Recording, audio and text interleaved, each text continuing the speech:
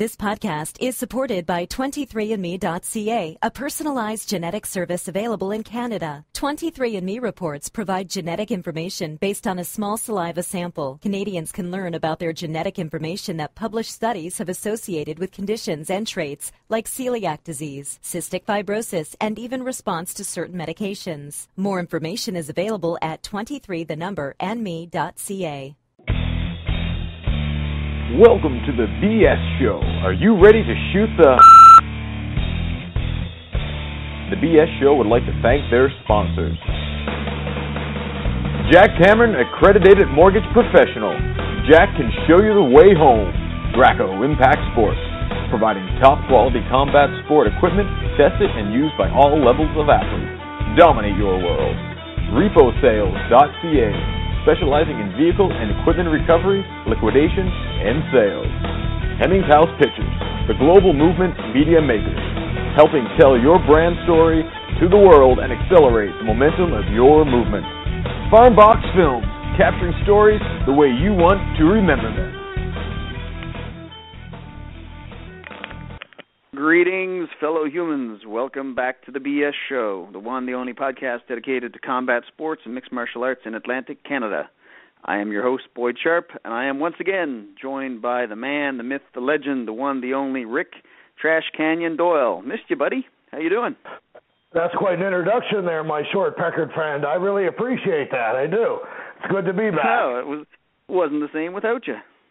Well, of course it wasn't.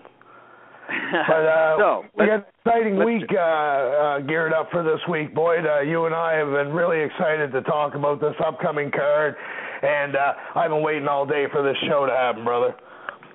Yeah, I mean, tonight is a bit of a special night because we have two extremely talented, extremely well-known, very experienced mixed martial artists from the region tonight on the show who are fighting each other for the welterweight belt at ECC 22 on the 28th of February.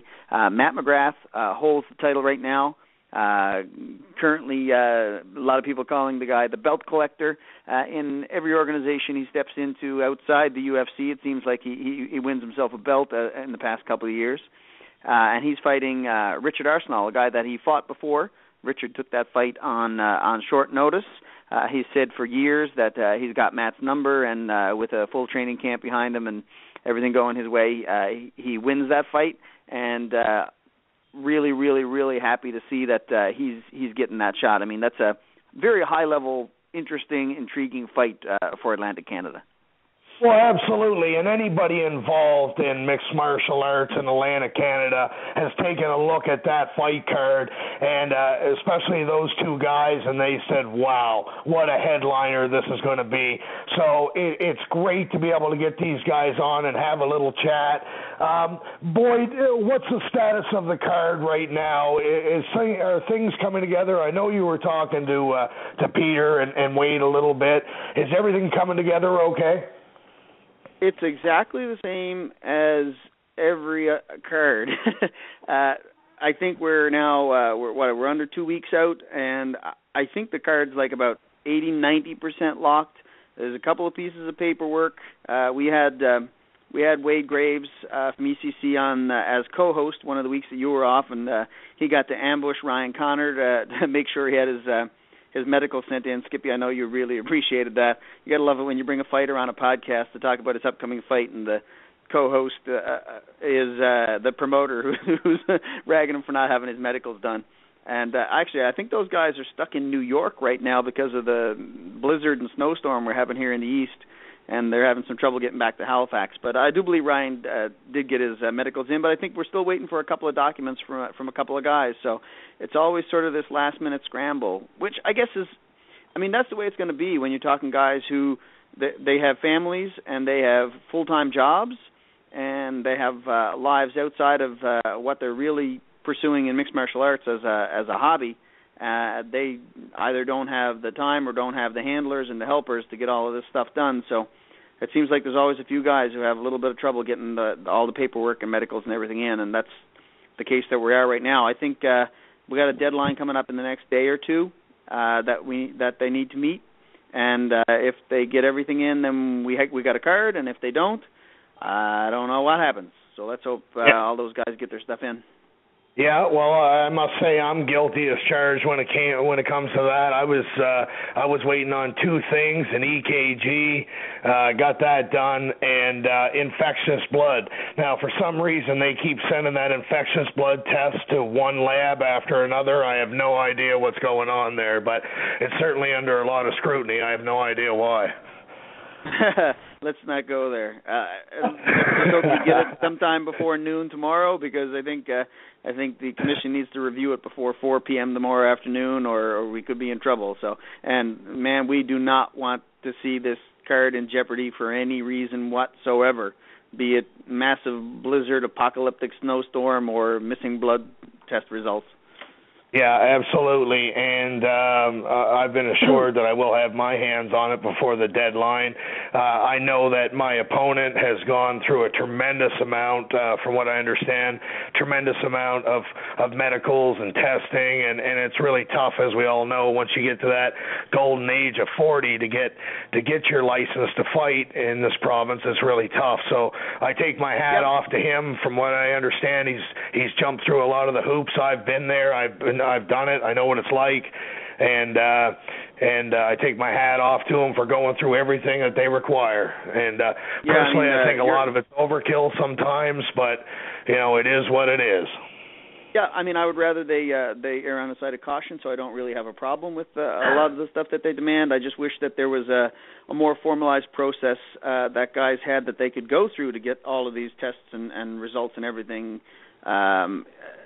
a little easier, because it just always seems that it's a big problem on these regional promotions that guys have an awful lot of trouble navigating the healthcare system to get all of this stuff. So necessary evil for people's safety, so I'm not going to give it too much grief. Let's just hope everyone gets their paperwork in on time.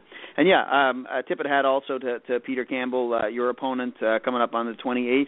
I know he's a guy like ourselves, mid-40s, a guy, a dedicated and lifelong martial artist who wanted to step in the cage at least once and test himself, and you were willing to take that fight and give him that opportunity. So I really hope that works out for the both of you. So. Yeah, as you point out, I mean, there's just so much positive, Sean right? Foster got me all stirred up, you see. He called me out. He knew that would work. I'm a Valley boy. And but all jokes aside, it's great. I mean, this gives Campbell a shot to get in there, which he wants to do. I'm game. Let's get it on. So I love it. I dig it, and let's make it happen. And I got to tell you, Boyd, I appreciate you coming out Saturday to give me a hand. I thought about it afterwards. Boyd worked with me in the gym there for about an hour on Saturday, and he's helping me and instructing me. And I'm driving home, and I'm thinking, boy, that guy really knows his stuff.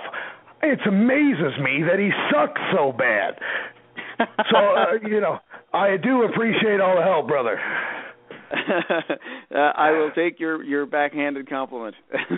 What as good as it gets. And just so you know, I got that knee wrapped up real good today. I'm walking around like a bit of a peg leg, but I am getting from point A to point B. Well, that's a good thing. You're the only guy that can be in a seated position with no one around them and injure yourself. You know that. Listen, no, true story. He's sitting there talking to me after, we have been rolling and doing all this stuff. He's sitting there talking to me, and all of a sudden breaks into his little girlish scream out of the blue, and his knee was injured.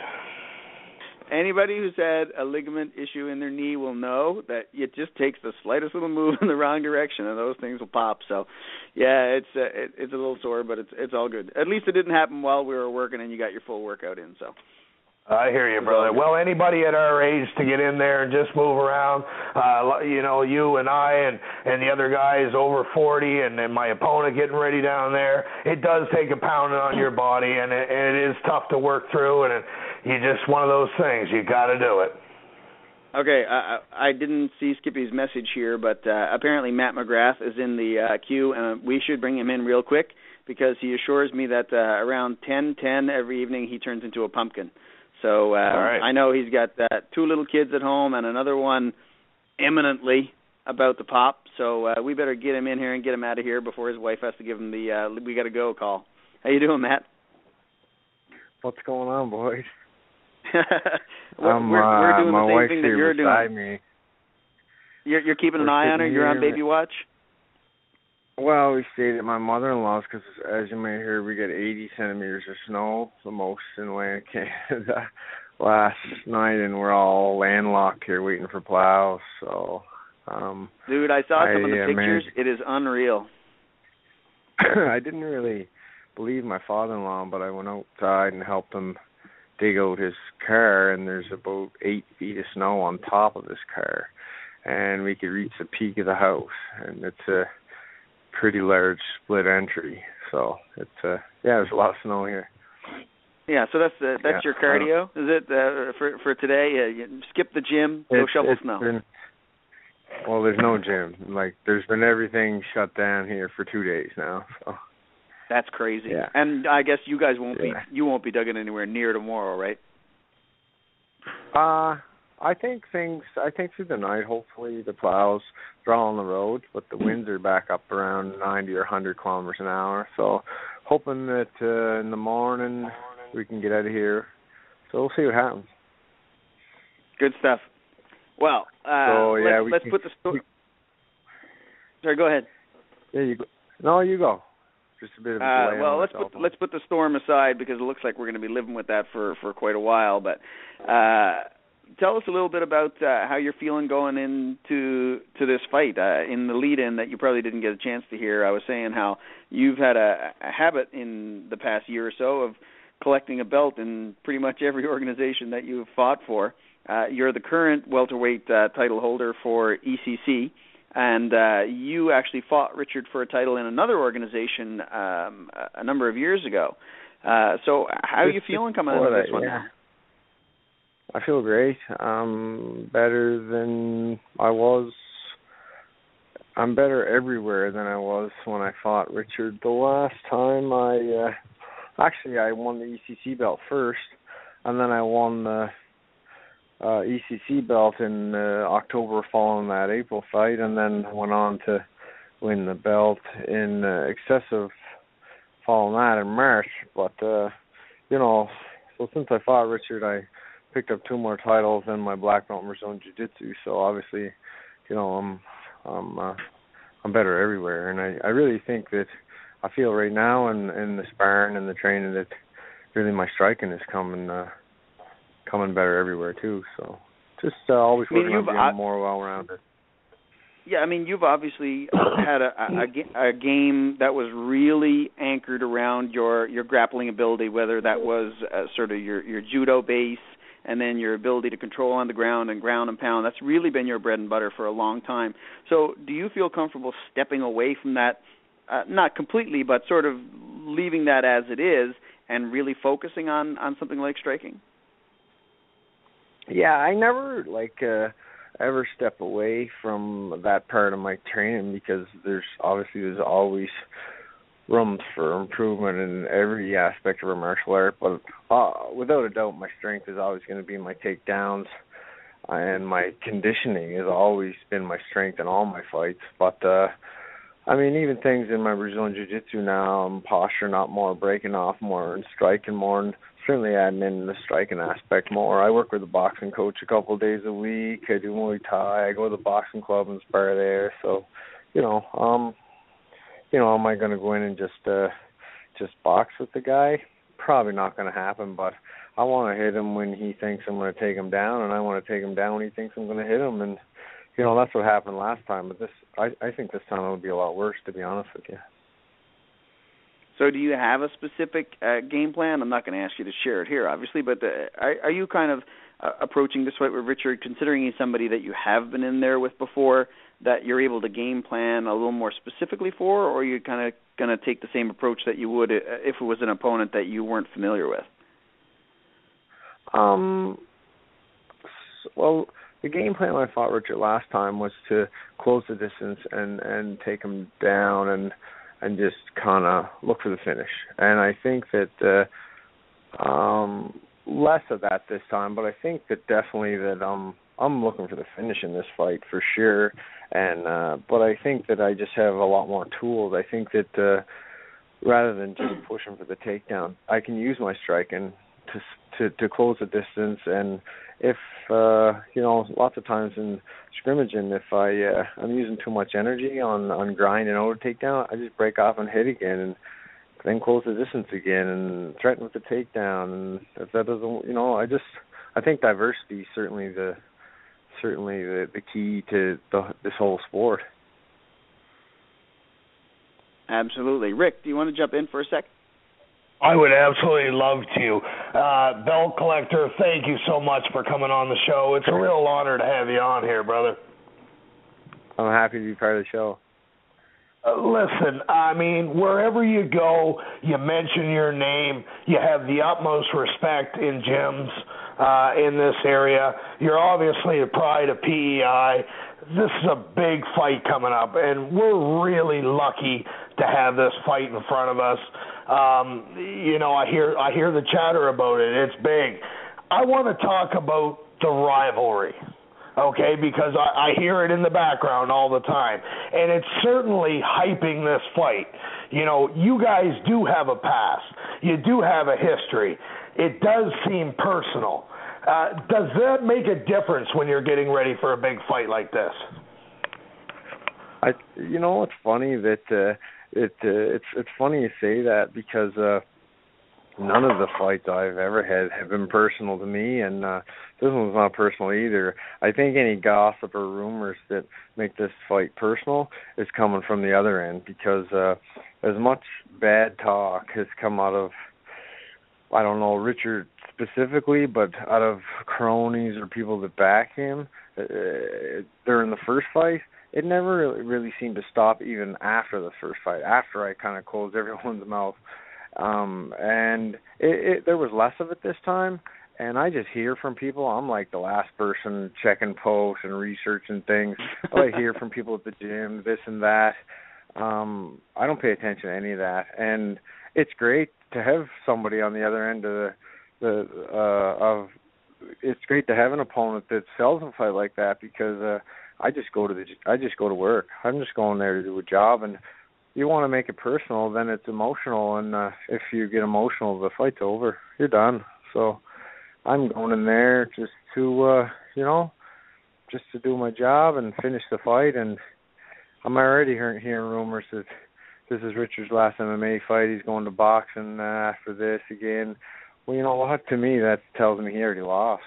So I don't get emotional winning or losing. So I want to here, and then I'm going to hand it back to you again, if you don't mind, because Matt just said something connected to a conversation that I had online a couple of days ago about Matt, and I mentioned it to Professor Abel when he was on the show with me a couple of weeks ago, and that was, Matt, how you do manage to do that when you're in the middle of a cage fight, which your average person wouldn't do, and then your average person who could do it is probably amped, hyper, kind of like your teammate Morgan Rhines, who I had a conversation with last week. And then there's you, and I commented on a picture that was on your Facebook page where you were ground and pounding Chris Frank. I think it was in the late stages of your... My wife commented on that.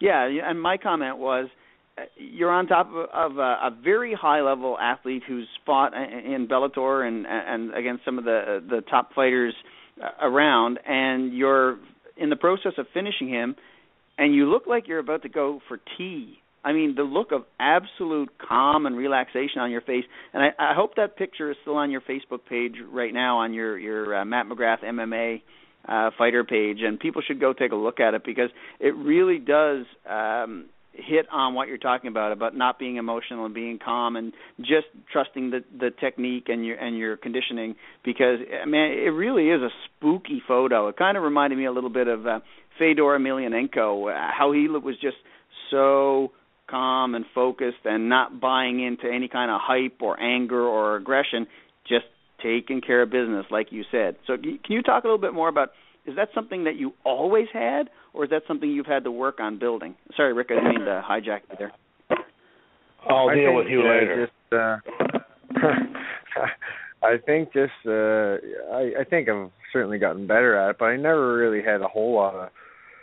I never really got I think better at staying more emotionless as my technique improves and I feel more confident in the technique. And certainly at 35, I feel like my condition is as good now as it's ever been, if not better. I'm doing 8-10 rounds, 5-minute rounds with guys like Jason Saga, who's in the UFC, and other top quality sparring partners. So I just trust the coach and trust the technique, and I don't know, just do the job, I guess, and win or lose. If I know that if I get emotional, that it's going to play mostly on my conditioning. So, even if I'm sparring like a guy like Morgan Reines that you said, one thing with Morgan is he likes to bang, and if you pop him, if you hit him, he's coming. So, and when he comes, it means that he's getting fired up and getting worked up. We just you just work on stuff, so work on stuff from everyone. Go back to you for a second, Rick. Yeah, I appreciate that, Boyd. And actually, my question was very close to that. And I know it's your show, but, dude, wait till I'm done with my questions before you jump in. Sorry, Trav. No problem. Matt, I wanted to ask you about working with Professor Abel, what that's done for you in the progressing of your career, and what type of influence he's been. Oh, he's been a huge influence. Obviously, he's you've been to the academy and you've talked with Paul and so you know what kind of guy he is and what he has to offer. And obviously I'm coming off 5 straight wins and 3 titles, and just his approach to everything, and being able to work with Paul on like kind of a day-to-day basis, and having that connection, and and meeting guys like Hoyler and working with them, and just the connection to everyone. It's obviously had a huge influence on me. For a long time I was traveling to Halifax, and I've been part of Team Titans for a number of years, but just the commute was killing me. I'd work from 5:30 in the morning till 1:30 in the afternoon, then I'd drive 3 hours to Halifax and train for 3 or 4 hours, then drive back to PEI. That's a long day. So being able to drive half hour and train with guys and drive home made a huge difference for me, especially with the coaching level of a guy like Paul Abel. Great club and great group of guys, and you're true ambassadors to the sport there. And I love what I'm seeing about other fighters wanting to come over and train with you guys and work with you guys, and I hope that vision continues to grow. Best of luck to you end of the fight. I have heard a rumor that an old friend of mine, Cowboy Mike Hughes, may be making the trip. I'm looking forward to that because it'll be a party time if he's in town. Any truth to that rumor? Definitely truth. I got his tickets in an envelope here. The Cowboy's coming, yeah. Yeah, well, the city better prepare for that, outlaw, that's for sure. But that's all the questions I had for you. Matt, thank you so much for joining us. Back to you, Boyd. Thanks a lot, man. And thanks a lot, Matt. I know we're getting up pretty close to the date of the fight here, and just like everybody else, I'm sure you'd rather be focusing and preparing on what you got coming up on the 28th and sitting around chatting with us. But we really appreciate you spending a few minutes. A lot of people in PEI and in the Halifax area are super excited for this fight, and a testament to that is the number of tickets that you guys have sold out of Wolf Run and that Richard has sold out of Island Impact. I mean, this really, really has captivated people's attention, and I don't think it's because of any kind of trash talk or bad blood or any of that. I think a lot of it is people know that you and Richard are two of the best welterweights in Atlantic Canada. They know that you and Richard are probably two of the best elder statesmen and veterans that we have in Atlantic Canada, and it's just super exciting to see two local guys able to fight for a title, and it doesn't feel like a fixed fight or a stretch or anything. You guys are right there, and everybody knows that you're the guys who should be fighting for this belt. So I think that's why the tickets are selling, and everybody's excited for the fight. Like we always do, we want to give you a couple of minutes to give a shout-out to any of your sponsors and your supporters and your teammates and whatever. And, you can even pass on a message to Richard, because I think his microphone's on mute, but he might be in the queue. I don't have any message for Richard. We'll have our, we'll see each other soon enough. And I'd just like to say thanks to you guys for having me on the show and, promoting, all of us. And obviously Peter and Wade and ECC for putting the fight together and putting the card on. My wife and kids and all my sponsors, Caroline and Hair Shop and Naturally Fit and everybody that supports me, Jack Cameron and Halifax area there. So just thanks to everyone. Should be a good show. Awesome, brother. I'm sure it will be a good show, and we'll see you on the 28th. Take care. Try to get some rest and hit that snow again tomorrow. Take care. Bye. Take care. Okay, let's jump right into it. Richard, are you there in the queue? Skippy, unmute that man's microphone. Let him loose. Hello. Hey, Richard. Hello. Can you hear me? Yep. Can you? Just one second. Yeah, I was going to say, can you hear me, or are you completely buried in snow? Yeah, we're pretty buried in snow around here. Yeah. Were you able to get into the gym at all today, or are you shoveling snow only for cardio today? No, it was an all day training with the snow. Yeah, pushing snow all day, so it's good. 3-hour training with the snow was pretty good. Not quite what I'd like to have. Yeah, I don't imagine. You'll have strong legs and good cardio, if nothing else. How are you feeling, man? We've had you on the show a couple of times now, I believe. If there's anybody listening to this show and doesn't know who you are, then you've probably clicked on the wrong link and are listening to the wrong show, because Richard's fighting for the title coming up at ECC 22 at the end of the month. And if you're listening to this right now, you obviously know who he is, and I'm guessing you probably have a ticket. So how are you feeling going into this one, man? This is a rematch that you've wanted for a little bit. Yeah, no, I feel really confident going in this fight. Feel really good, feel strong, faster than normal. Just conditions coming really well. So a couple of days off there laid me up with the snow, but I'll be good to go. Have you done anything specific that's kind of leading to that confidence, or was it just everything in your life kind of came together, sort of not to your own design? Well, no, the last time me and Matt fought there, I didn't have a lot of prep. I started out good, and then the work took over, so I didn't have a lot of time to train and prepare properly. So I more took the fight for the fans. So this time here, I took it for myself, and just if he beats me this time, I'll shut my mouth, move on. Better man than me, I'll move on, But at least give me a shot when I'm training, So see how it goes. And have you had a good camp?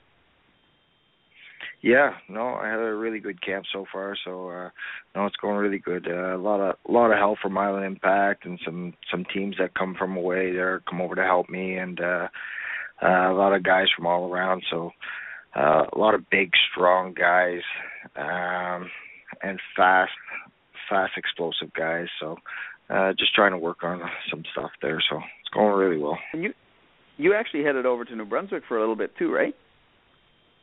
Yeah, and they come over here too as well. Who are you mostly working with for this camp? Well, this one here now, I'm just working with a bunch of old students that I used to have, mostly, and some new guys that are wrestlers, and some big wrestlers over here that they've been around for a while. They just they don't do much for wrestling too much anymore, so they just come back to help me. So it was nice to have some younger, some older, and so it was good. Just a different variety, because I never wrestled much most of my life, so it's nice to that in my arsenal a little bit, you know. Well, I mean, Matt talked when we chatted with him about how he's really. I mean, I pointed out that he really relied on his wrestling and on his grappling ability for a majority of his career, and he said he's really trying to work on his striking, and he doesn't want to rule out striking with you, even though he knows getting into a boxing match with you is probably not a great idea. So with you working on your wrestling and him working on his striking, this really has the makings of what could be just a really, really worthwhile fight for both of you and certainly for the fans. Is that something that you factored in, or sort of the way he's training, or are you just trying to get better yourself day by day?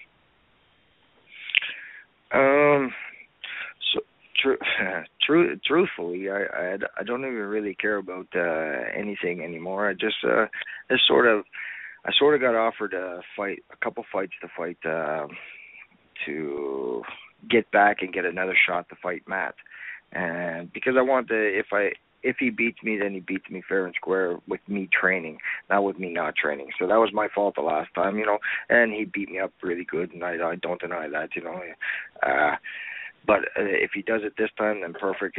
He's a better man than me, stronger, tougher, and away he goes. You know, let him go.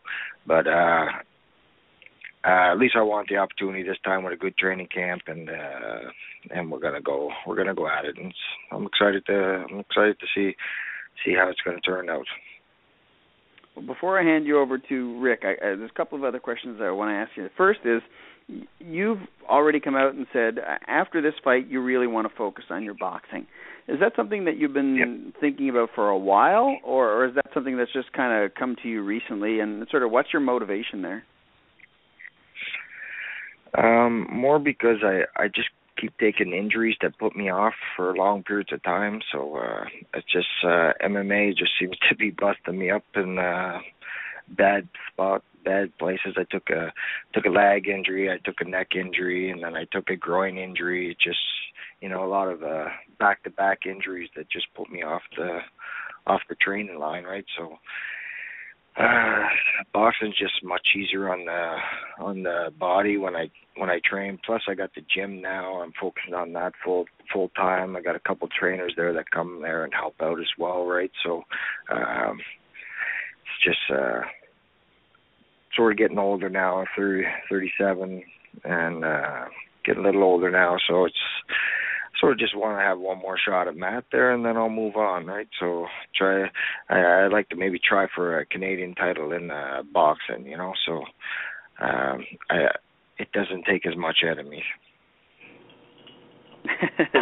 It's funny to hear you say that. When you see how hard boxers work, it really does shine a light on exactly how tough it is to compete for a long time. When you're talking guys who have fights like yourself, more than a dozen fights, it really, really is a tough sport. You just touched on your gym, and I want you to talk about that for a minute, because I think the first time we talked to you on the show, you were just literally just opening the doors of the gym. You might have been still painting and hanging bags and stuff. Tell me a little bit about what that experience has been like, opening that gym and getting the people in there that you have in there, because I follow you on Facebook, and it seems like you're growing quite the little family of athletes in there.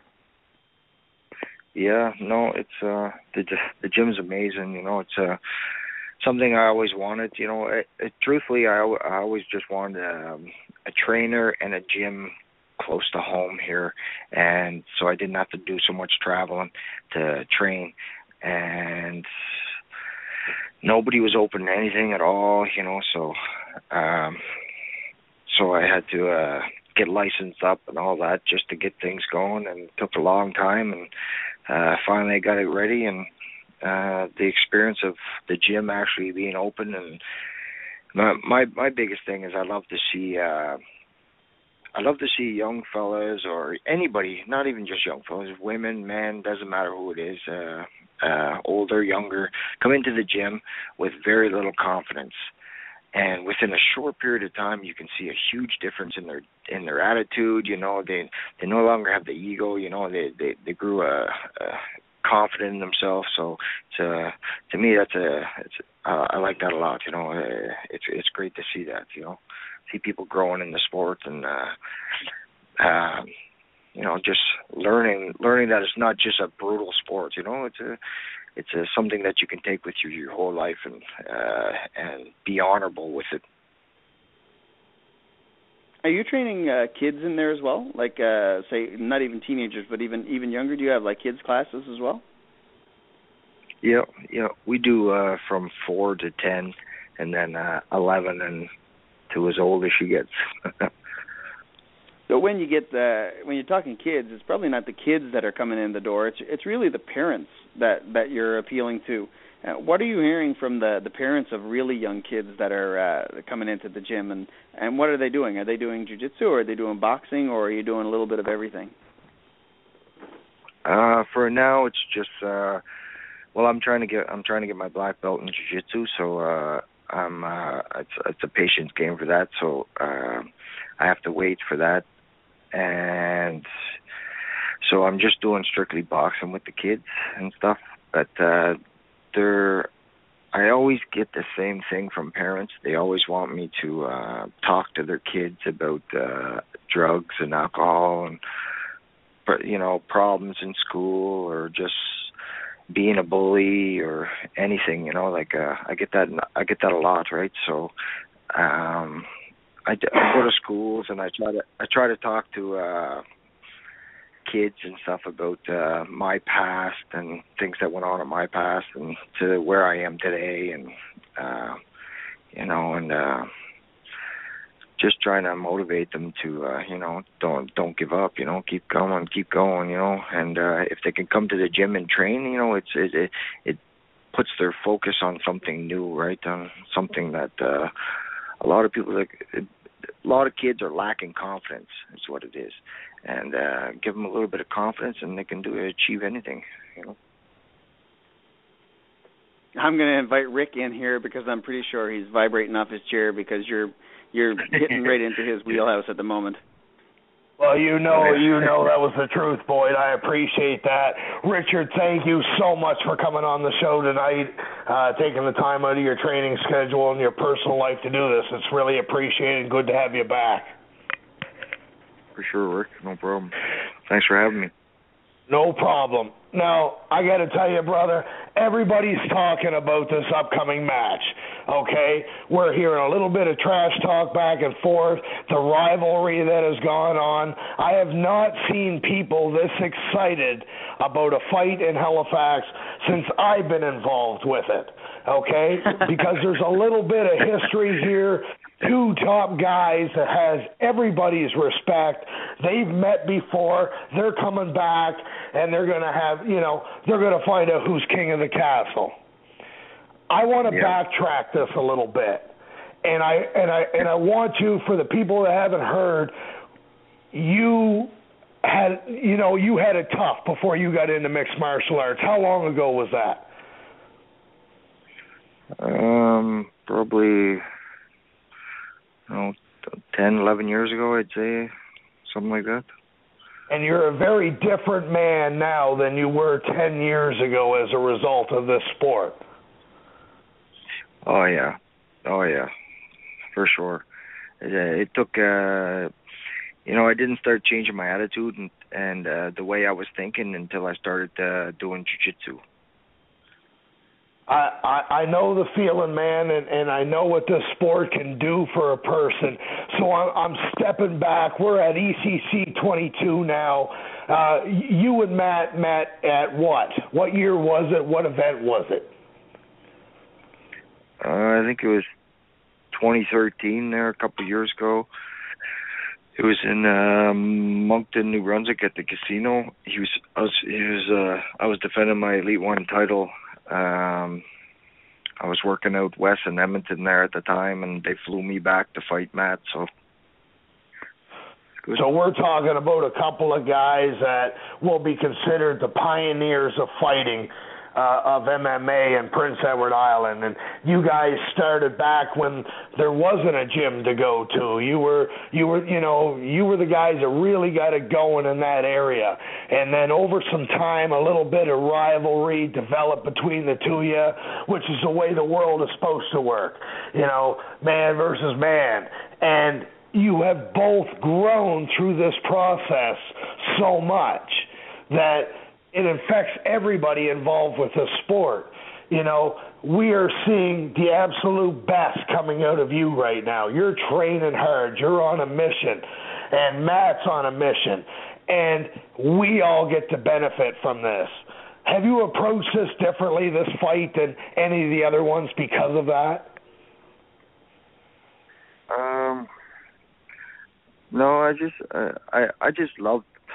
I love the one-on-one competition. So it's doesn't really matter who I'm fighting. I like the challenge with Matt because he's big, he's strong, and he's a good wrestler. And now he has a wealth of knowledge in his jiu-jitsu game behind him.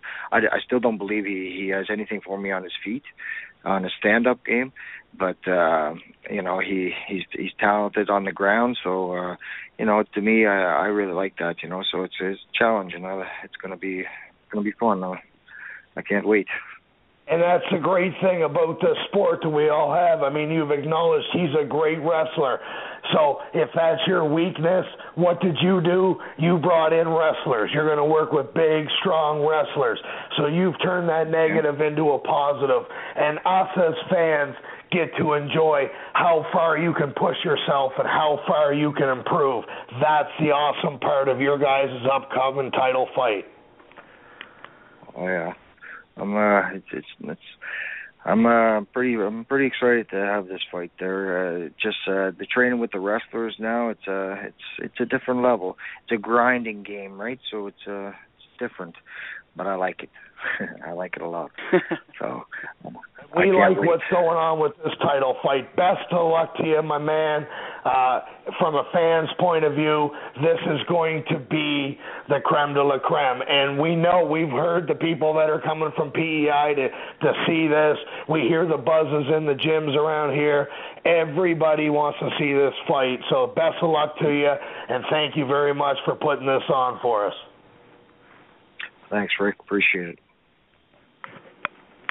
Yeah, Richard, there's only so much you can tell when you're following people through social media, but it really has been fun for me to watch your gym grow and to watch the community of people that you're pulling together over there, and to hear you mention once in a while the good work that you're doing, going out into the schools and working with kids that, like you said, their parents say, hey, could you talk to my kid about this, or could you talk to my kid about that? Because you've said before on this show and in a lot of other venues that you're not bullshitting when you tell people, listen, you can do things wrong and you can do things right. You've been down that path and you've came back and you have the insight to tell people what they can do and how they should live their lives to be better people and to be happier people and to find success.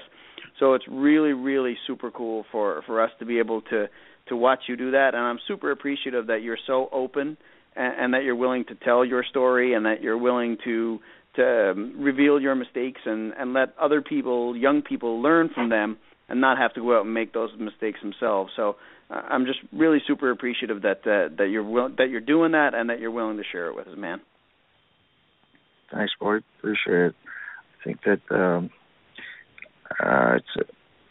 it's a really great thing for the kids as well, you know, and for them not to know that, you know, I'm not bullshitting them, you know, like this is me, this is who I was, this is, you know, this is who I am now, you know.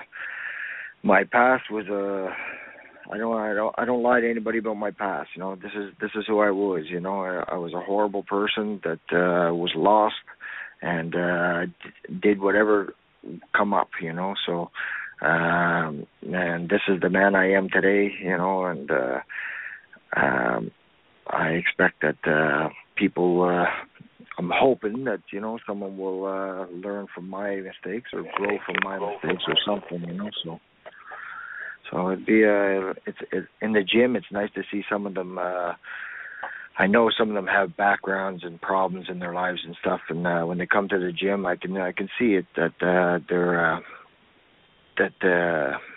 they want to do better, you know. They just get caught up, you know, and I know I've been there, you know, and you get stuck with the same friends or you get stuck with the same past and same people that want to pick at you, you know. It's the way of life, you know. But you got to get past that and fight, keep going, you know. So there's a lot of them that are doing really well. So it's an honor just to watch some of them grow, and you know.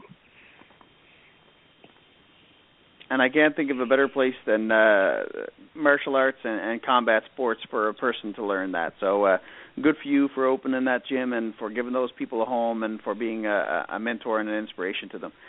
Just like we always do, want to give you a couple of minutes to give some shout-outs to the people who've supported you in this camp and always. And as you say, if this is your last MMA fight, I want to personally thank you for everything that you've given to the local mixed martial arts community, and absolute best of luck going forward in whatever you choose to do next. Thanks, Boyd. First thing is that unless they pay me a fortune, I'll fight again. Other than that, I'm not fighting. I hear you. It's too much money, too much time. I like to give a big shout out to a couple of big sponsors that I have. The Causeway Bay Hotel here in Summerside. Great people, great hotel, just awesome place to be. Iron Eagle Weldon, James Arsenault and them, and Helen, great people. Eddie Blanchard at City Auto Body. Great to have support like that, and all the people from Island Impact and New Brunswick that come and help me train. It's been an honor. Thank you all very much.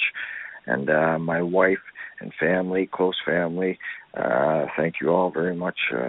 Much appreciated, and I can't wait for the February 28th, and let's get this show going. Can't wait. Awesome, brother. We're looking forward to it, and look forward to having a chat when you get over here. Perfect. All right, boy, you take care. Take it easy. You too, bud.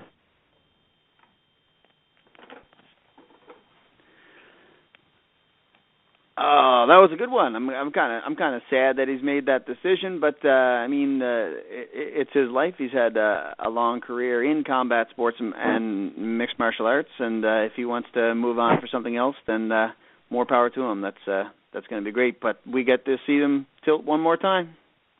Well, absolutely, Boyd. And this is why this is the talk of the town. I mean, these guys have everybody's respect. Okay, how many times have you heard it said in gyms, geez, Matt MacGrath should be in the UFC or he should be getting a shot in the UFC? We all know that. That's the level of guy that this guy is.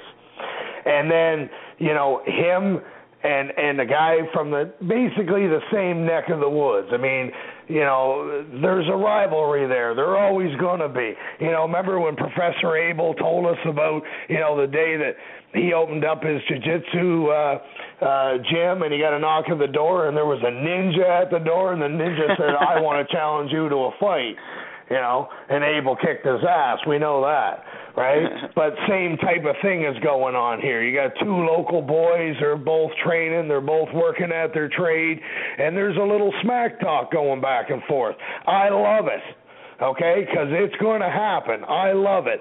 But what we see here in this big picture is that we see two guys that have grown so much over the years from this sport. And they're giving back to the community, and they're helping people, and they're training so hard to end this thing that has fueled them and made them so much better over the years. We get to sit back as fans and enjoy the best of what they have. Yeah, absolutely. It's just a fantastic card from top to bottom. But to have that fight as the headlining fight is just it's super exciting. I can't wait. Well, yeah, I mean the co-main event. Everybody involved in this thing because Richard says, "Okay, Matt, you beat me a couple of years ago, okay, but I had a short camp. I wasn't 100%. Whatever the case may be, I want a rematch because I believe I can beat you." Right? Carlton he laid it on the line, and it was answered. Yeah, exactly. Okay, you want to do it? We'll do it. Right? We'll find out who the bigger man is. God damn it, man. That's exciting stuff. That's why we're so excited about that. That's what the sport's all about. Yeah, it is. Yeah, of course it is. That's what the sport's all about. It is. And these guys are pushing themselves to new levels because they're on a mission. And we get to sit back and watch this thing. And it's unbelievable. It's cool that we get to watch Richard in his last MMA fight, at least for a while. And the other side of the coin is, and sort of, I don't know if nobody wants to jinx it or what, but you gotta think that if Matt MacGrath wins this fight and defends this title, that he's got to be getting a sniff from the UFC in the next 12 months. I mean, so that is kind of a big thing for him to look at. I mean, we're talking he's going to be going, 5, 6, 7 wins in a row, 3 belts. I mean, there's no way he can be denied at that point. Yeah, absolutely. But, I mean, we just stand back and enjoy the show. That's where we're at, and I'm loving it. We've seen 2 warriors here pushing themselves as hard as they can be pushed, and that's what it's all about. Boyd, I heard a rumor. Is there any truth to this that Eastlink is going to be doing some coverage on this upcoming show? I think it's Bell Alliant. Oh, okay. I don't have the details yet, but I did hear that ECC was in negotiations with Bell Alliant to do a live stream of the event, but I don't have any details at this point. Okay.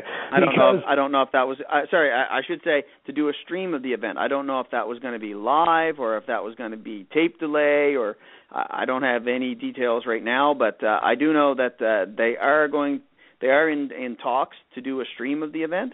And they have asked myself and Craig Ferguson, who was one of the commentators on the Submission Series 902 event, to commentate for the event. So I'll step in there, and hopefully I won't scream and yell and swear like I do when I'm watching MMA on TV. I'll try to be a little bit more astute and articulate and break down for people who are not as familiar with the sport as people like ourselves to let them know what's happening in the cage. Yeah, and I'm glad to hear something like that, Boyd, because that's exactly what they need to happen in Prince Edward Island. And it pisses me off all the time when I sit back and I think the talent that is on that island. Okay? These guys should be rock stars on that island, okay? Because they have some of the top talent in Atlantic Canada sitting over there. And we all know it. Okay, around here, we all know it. The people on the island know it. It's those goddamn politicians that can't get it through their head over there, and it's still illegal on that island, although that island is producing some of the top athletes in Eastern Canada. So I hope that there is some exposure that gets onto a television over that island when finally the people will stand up over there and say, hey, WTF, let's have some pro MMA on the island, because that's the only thing that's going to do it. Yeah, well, sort of another step in that direction, Rick. Pro MMA and amateur MMA coming back to New Brunswick in the month of March. We've been putting all of our efforts the past number of weeks into ECC, but we'll be switching it up as soon as this February 28th card is over, and we're going to take a look at sort of what's happened in the past year and a half since there's been no MMA in New Brunswick. We have the Elite One Awakening, I think is the name of the card, coming in late March. So we're going to do some coverage of that, and obviously getting up a regulated promotion back up and running in New Brunswick is sort of a step towards expanding into Prince Edward Island as well. So all moving in the right direction.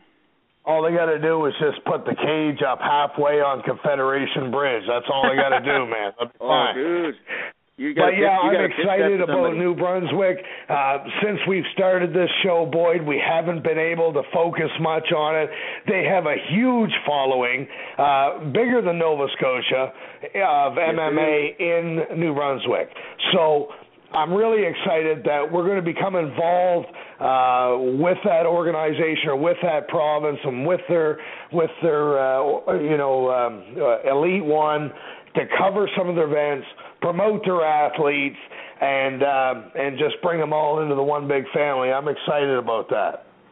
Yeah, and we've had, in recent weeks, I've had 3 people from New Brunswick reach out to me. Actually, Dana Dickinson, who runs Synergy MMA and BJJ, I believe in Fredericton, said any information that we need about New Brunswick, he's happy to gather that and pass it on. Amy Pitt, that we had on the show, she was one of our very first guests on the BS show. She's back in the gym now doing some training, and she said she's more than happy to report on what's happening up there. And a gentleman that you may know, Judo John Williams, although just recently retiring from mixed martial arts to focus on his Brazilian Jiu-Jitsu career, sent me a message like 5 a.m., just a couple of mornings ago, said he really enjoyed coming on the show and talking with us to promote the Submission Series event, and he said if there's anything, any coverage or any information we want on what's happening up there, he's more than happy to join the BS show as a sort of time-to-time correspondent for Elite One. So super exciting stuff. The BS show family is growing. 5 o'clock in the morning is usually when I'm calling it a night, so that's not unusual. I think he works nights. In his defense, I think he works nights. He's probably just getting ready for bed. Oh, okay. Yeah, it's an exciting card. Anybody listening to this show, this is a top-notch card from head to toe. You've got 3 title fights on this show. Okay? Yeah, absolutely. And we got Mike Spenline. Fights.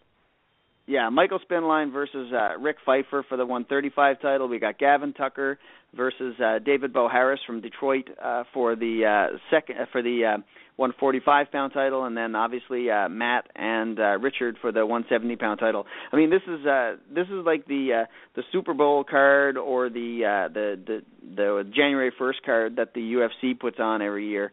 It's one that you really don't want to miss if you've ever had an interest in regional and local mixed martial arts. Yeah, but we're not even going to leave it at that. If you're listening to this show or you're involved in MMA, you reach out to your friends. You reach out to the guys that watch the UFC on whatever night it's on television. You get those people and you talk them into buying a goddamn ticket, because these fights need to continue. We need to continue to develop this talent. So we need asses in the seats. So for God's sake, start talking to your friends and let's fill these places.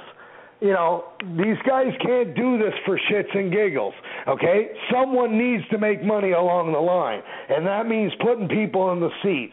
So if you like what we're doing or we're trying to do, at least do your part, sell a few tickets, bring a few people with you, and let's really get this thing going. Amen. Skippy, I'm going to invite you in here because you were making a big deal this week out of how few people were at the World Series of Fighting event in, I think, Edmonton or Calgary. I mean, you're talking probably the 3rd most recognizable promotion in North America. They have a major broadcast network, American Broadcast Network deal, and they had like 2,000 people or less in the room watching those fights. They reported 2,000 on the televised version, but from some people that I know that were there are saying less than 1,000. So that's horrible. When you look at the numbers, you know, if you look per capita, Canada is the number 1 supporter in the world of the Zuffa, you know, machine, and there's nothing wrong with that. But if you're going to pack out 20, 30,000 people for a UFC event, why can't you put 2, 3, 4,000 for a World Series of Fighting event? It's insane. I hear you.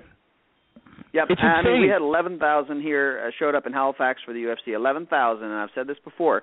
If we had 10% of that, we would have a viable promotion that could very easily pay and support its athletes better than probably any promotion in Canada.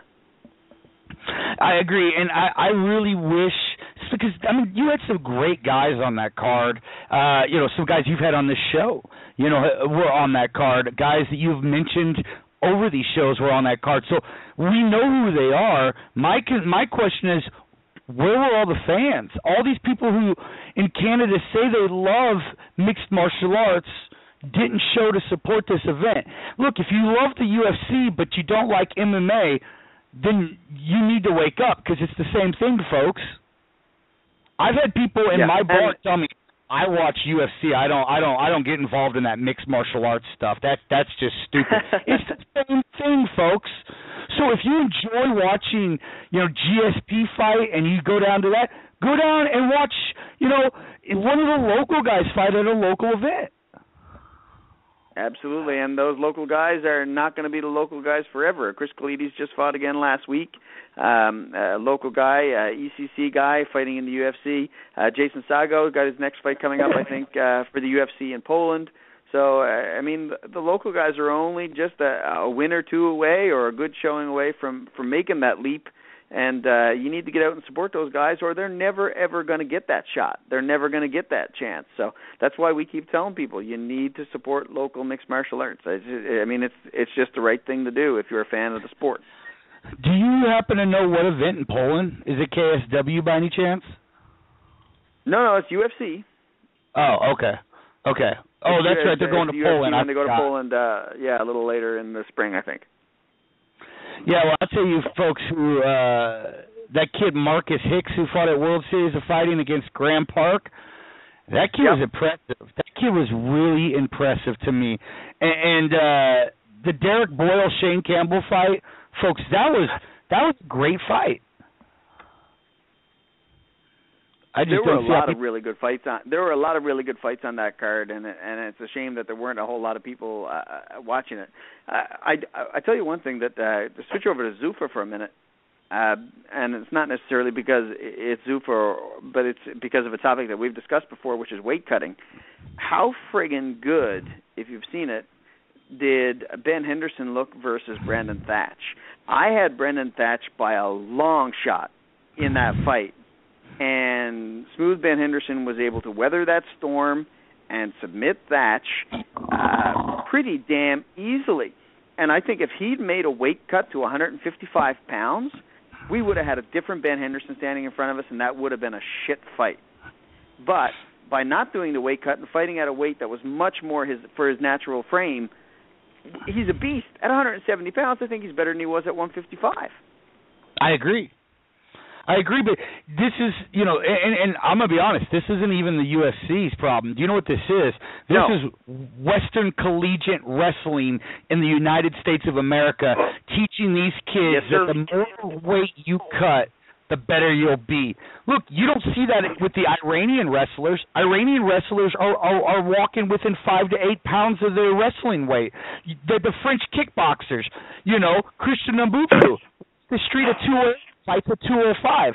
This is a problem that America athletics in the collegiate level has created. Yeah, I had a conversation with Gavin Tucker the other day, and he was sitting there like a good guy in the last weeks of his training camp, eating his boiled chicken and his sweet potato. And he said to me that he's probably lighter than he's ever come into a fight before. And he said he kind of did the research, he did the math, and he came down to the conclusion that 10%'s a max. Like, if you go over 10% of your body weight for a cut, you're not stepping in the cage the same man that you could be. Anything less than that depends on the person. Some people can cut 12 pounds, can cut 8 pounds, whatever it is. But the moment you start going over 10% of your body mass in water weight cut, you're coming in depleted, you're coming in. I mean, Rick, I'll ask you to chime in here. You've had a couple of friggin' horrendous weight cuts, and you can attest to the fact that you don't bounce back from that shit too quick. Yeah, and you know what? It's a great topic for a show. We definitely got to talk about it because I agree. This is going to change. I believe it is. I think as this is a new sport, okay, and something has been taken from one of what I call the primary sports. So this really originated from wrestling, okay? Wrestling put the weight cut in MMA, and they didn't really know what you could do. What was acceptable in wrestling has turned out not to be acceptable in MMA, and I think it'll all come into focus before long. Right now, we're doing the research. That's what's happening. Yep, this is the trial and error. This is the This is the test. We'll find out what the results are in that test over the next couple of years. And I agree. You're going to see people do the math and realize that these massive weight cuts are making guys come in not the same person. Not to mention the long-term harm that they're probably doing to themselves that won't be revealed for another few years. But as we say every week, that's enough BS for one night. And remember to wear your sunscreen. Check that song out, man. It's good. Welcome to the BS Show. Are you ready to shoot the... The BS Show would like to thank their sponsors. Jack Cameron, accredited mortgage professional. Jack can show you the way home. Graco Impact Sports, providing top-quality combat sport equipment tested and used by all levels of athletes. Dominate your world. RepoSales.ca, specializing in vehicle and equipment recovery, liquidation, and sales. Hemmings House Pictures, the global movement media makers, helping tell your brand story to the world and accelerate the momentum of your movement. Farm Box Films, capturing stories the way you want to remember them.